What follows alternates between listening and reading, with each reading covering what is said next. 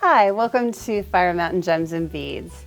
I'm Patti, I'm a jewelry designer here, and today I'm going to be taking you through making this really pretty holiday affirmation charm bracelet.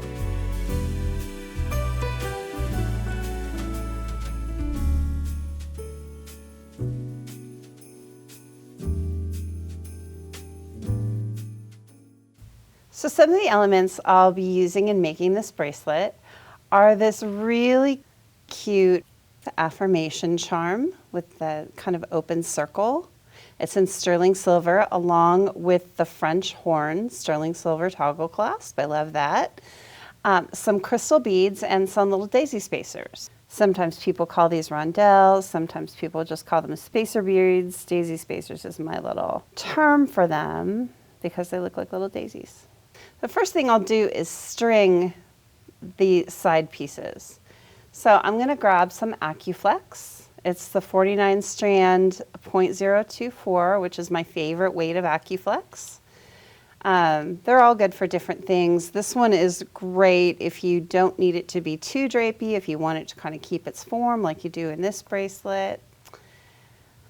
So I'll cut off usually about 8 inches. I like to have just a little bit extra AccuFlex when I am stringing. That way I don't have to fiddle with very short pieces at the end. So the first thing I'm going to do is grab the elements that I need to make my end crimp. So I've got a crimp cover, I've got an AccuGuard, this little horseshoe shape one, I'll show you that in a minute, and a crimp bead. So the first thing I'm going to do on this end is thread on this AccuGuard, little horseshoe shape. It's got a hole at either end. Let me get that moved around here. They're so tiny. So you thread your AccuFlex through one hole, through one side, bring it around the horseshoe shape. And it can be loose right now. It doesn't need to be tight for right now. And then back through the hole on the other side. And then pull it taut, just like that. So then I'm going to take my chain nose plier and I'm just going to close up that AccuGuard. And by close up, I just mean make the little points touch each other, at least a little more. Then on the other end of my AccuFlex, I'm going to thread on my crimp bead. I'm using little 2x2 crimp tubes in sterling silver. Then I'm going to grab my crimper and I'm going to position the crimp tube where it's about 1 millimeter or so away from the AccuGuard. I don't want it butted up right against the AccuGuard because I do need space to put that crimp cover on afterward. So I'm going to go ahead and crimp the crimp tube closed. And then I use this outside space in the crimper to close it up all the way. So then I'm going to take my flush cutter and I'm just going to cut off the tail of that AccuFlex. And there I have my nice crimped end. And then I'm going to finish this crimp bead with a crimp cover.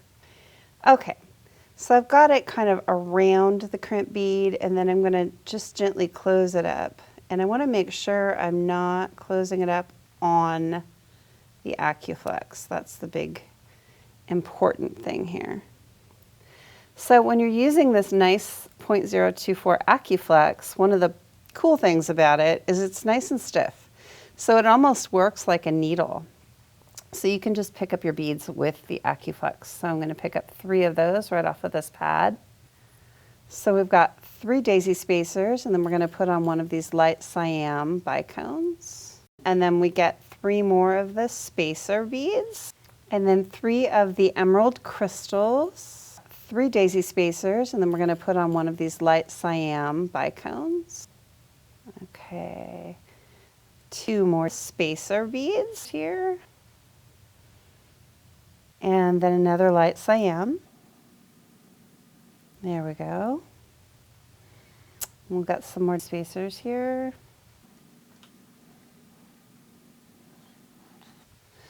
Okay, there we go. 3 more emeralds, 2, 3, and then some rondelles. Let's see how we're doing. Just make sure that everything looks good. Another light cyan bicone. Okay, So I've got my side strung. I'm going to go ahead and finish off this side. Let me grab a crimp cover, an AccuGuard, and a crimp bead.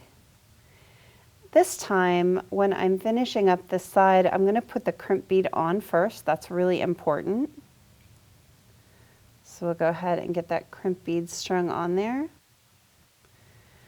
And we'll just let it hang out there for a minute. Then we're going to go ahead and put on the AccuGuard. So through one hole on one side. And I have quite a bit extra, but that's okay. It's comfortable to work with, and it's worth it, I think, not to have to mess with too small of a piece.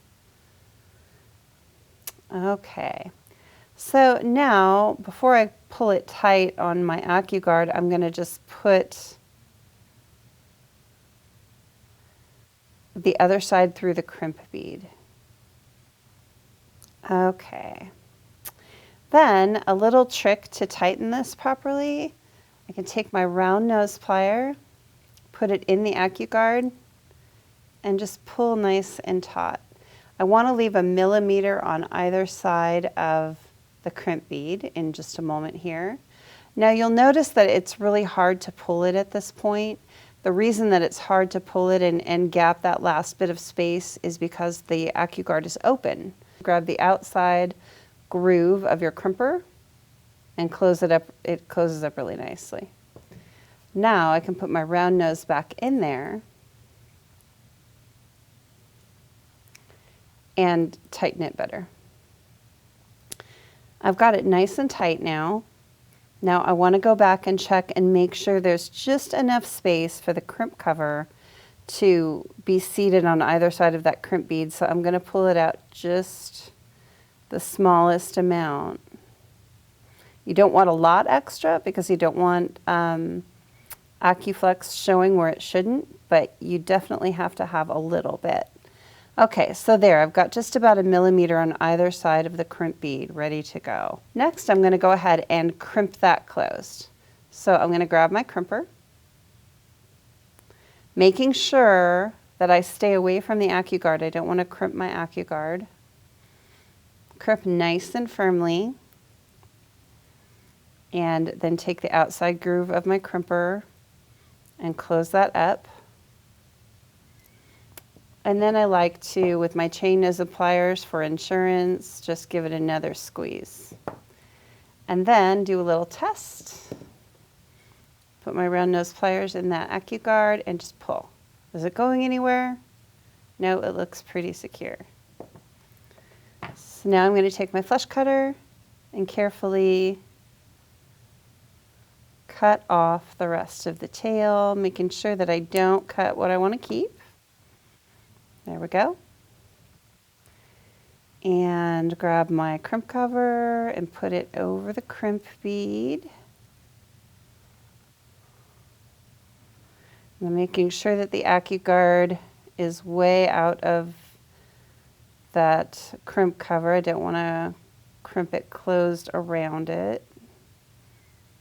It just takes a little manipulation to get it to do exactly what you want to do. Let's see. And I'll grab my chain nose pliers and start crimping that close. Kind of go around in a circle.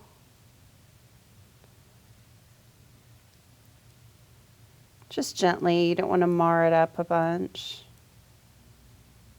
Okay, so now we have our completed side.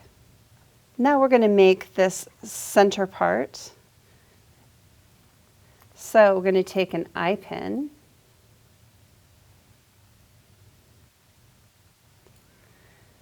and we're going to put on 2 daisy spacers. Let's grab some of those. Oh, we're good. So 2 daisy spacers go on the eye pin. Just like that. Then one of the light cyan bicones. and then 2 more daisy spacers.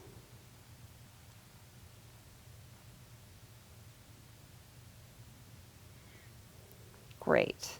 Now I'm going to make a loop on the other end, and I just want to check and see, do I have the right amount of wire there? I feel like it's just a little bit long for the loop I want to make. So I'm going to take my flush cutters and just a couple of millimeters of that I'm going to cut off. So I've got the flush part of my cutter toward the piece I'm keeping, and this little piece in the beveled edge that's going away. So I'm just going to put my finger over that so it doesn't go up into my eye. And then I'm going to make a 90-degree bend in the same direction as the other loop, and I'll probably use my chain nose to do that just to make sure it's in the right orientation.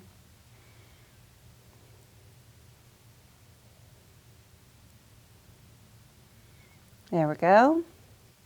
Grab my round nose and just roll that up.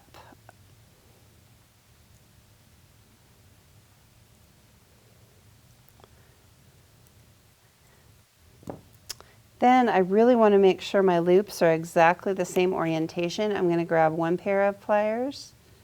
This is a bent chain nose, or you can use a regular chain nose or a flat nose. I'm grabbing my other chain nose, and I'm just going to torque it a little bit until both loops are really in the same orientation. Okay. Then I'm going to grab a couple of my jump rings. Okay, now I'm going to go ahead and construct my bracelet. I'm going to grab my affirmation charm. This time I'm grabbing the one that says strength. I like that too.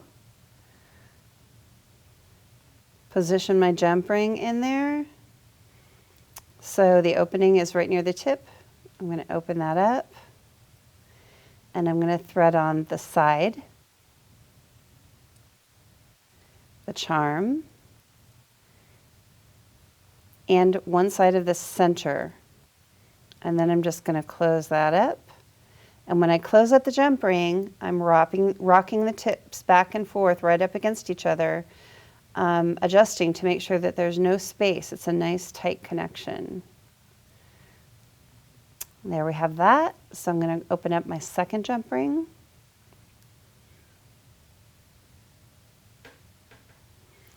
And this time I'm going to thread on my charm, the centerpiece. A little bit easier to do this before you do the side. And then the other side. And then use my chain nose pliers to rock those tips back and forth of the jump ring and close it up really nice and tight. And then we've got the center of the bracelet constructed. Now all that's left to do is put on that really cute little French horn toggle clasp. So I'm going to grab a couple of smaller jump rings. We'll go ahead and open one of those up, put on one side of the clasp, put on the end of the bracelet, and rock those tips back and forth together to make sure you got a really nice tight fit. And then open the last jump ring, put on the toggle and the other side of the bracelet. And then rock the tips of the jump ring back and forth together. Nice tight fit. And there we have this beautiful holiday affirmation charm bracelet. Well, thank you for being with me here today. This was really fun to get to bring to you. I love these holiday designs. We have a whole gallery of start to finish projects on our website. Make sure and check that out for other holiday designs for your upcoming festivities. Thank you so much for joining us, and we'll see you next time.